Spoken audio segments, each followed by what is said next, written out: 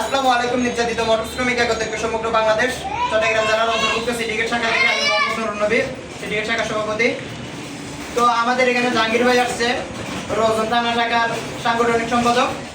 উনি বিগত 3 মাস আগে একটা কোম্পানি থেকে গাড়ি চালিয়ে ওই কোম্পানি থেকে পাওনা হয়েছে 9,500 টাকা। তো যে উনি সাবেক ড্রাইভার এবং আমাদের এখানে যে গাড়ি চালাচ্ছে রানিং ড্রাইভার, উনি হচ্ছে রানিং ড্রাইভার। তো ওনাদের মাঝে আজকে একটা তর্ক বিতর্কের পর্যায়ে উনি আমাদের কাছে একটা অভিযোগ দিয়েছেন এবং আমাদের জাহাঙ্গীর ভাই আমাদের কাছে একটা অভিযোগ দিয়েছে। সেই ক্ষেত্রে এই যে গাড়িটা চালাইছিল ওভার ট্রাক, তো সেই ট্রাকটা আমাদের কাছে নিয়ে আসার পরে আমি কোম্পানিকে ফোন দিয়েছি। কোম্পানি বললো যে এটা সন্দিগ্ধ সমস্যার সমাধান করার জন্য। তো সেই ক্ষেত্রে আমি কোম্পানিকে বললাম যে আপনারা যদি আসেন সিন্ডিকেট শাখার অফিসে আসেন, আইসা বসে সমাধান করে এখানে লেনদেন ক্লিয়ার করে এখান থেকে কি গাড়ি নিয়ে চলে যাবে। সে বলতেছে এখানে আসতে পারবে না, এখানে আসবে না উনি, গাড়িটা সহ ড্রাইভারকে সহ ওখানে সন্দীপ পাঠানোর জন্য। সেই ক্ষেত্রে আমার ড্রাইভার যাবে না। সেক্ষেত্রে আমার ড্রাইভার এখানে থানায় একটা অভিযোগ করেছে।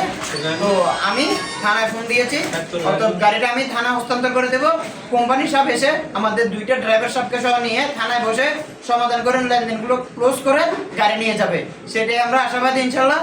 তো কোম্পানি আসা অবধি আমরা সমাধানে যাব না, কোম্পানি আসলে থানায় বসে সমস্যার সমাধান করে দেব। আসসালামু আলাইকুম।